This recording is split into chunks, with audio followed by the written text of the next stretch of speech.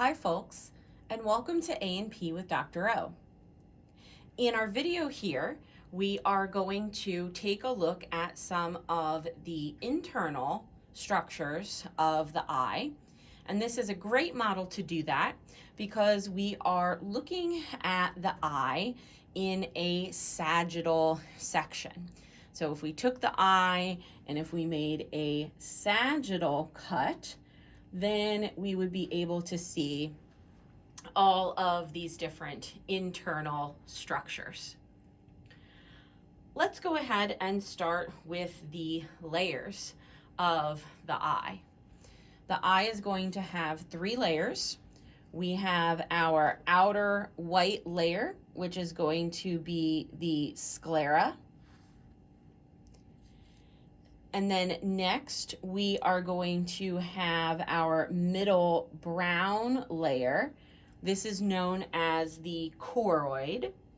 It is highly vascular, and the reason why it's brown is because we want to prevent the light from scattering. We want to direct the light to the retina, where our rods and cones, our photoreceptors, can be found. And that's the innermost layer. So deep to the choroid is the retina, which is the innermost layer of the eye. And again, this is where we're going to have our rods and our cones.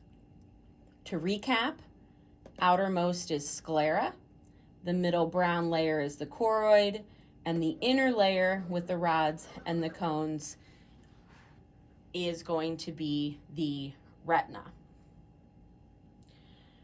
So what's going to happen is eye is going to enter through the opening known as the pupil.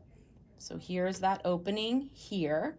So here's our cornea, the outer clear layer that helps to bend the light. So light's going to move through the cornea, through the opening, which is the pupil, and that's going to be surrounded by the iris. And then this is where the lens would sit, right here. And the lens is going to help us focus the light. And we want to focus the light on the retina. The lens also divides the eye into anterior and posterior cavities, which we'll talk more about in just a moment. So our light has gone through the cornea, through the pupil, through the lens, and then the lens is going to help us focus that light on the retina where our photoreceptors can be found. Now we have a spot in the retina known as the macula lutea. It's also sometimes called the yellow spot. And so that spot is going to be found here on the back of the retina. And in the center of that spot, we have the fovea centralis. It has the highest concentration of cones. And in fact, the macula lutea does not have any rods.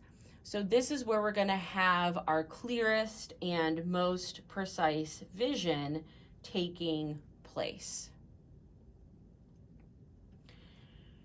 Once that information, that light information, is taken in by the photoreceptors, then the photoreceptors are going to pass that information along, and eventually that visual information is going to make its way to the brain. The photoreceptors will first pass the information to bipolar cells, then ganglion cells, and eventually the information will make its way to the optic nerve, which we can see here. Now, where the optic nerve joins the retina, so we can see that spot right here, that is known as the optic disc.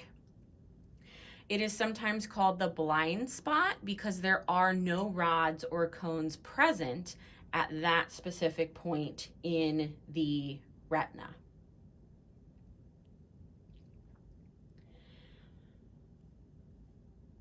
So we mentioned that the lens is going to separate the eye into the anterior cavity and posterior cavity. So here's where our lens would sit. So in front, we would have our anterior cavity, and this is going to be filled with a watery fluid known as aqueous humor that's going to circulate to provide nutrients and oxygen to the cornea. Posterior to the lens, in this space here, that would be the posterior cavity. It is filled with a thicker gel-like fluid called the vitreous humor, which is going to help give our eyeball its shape.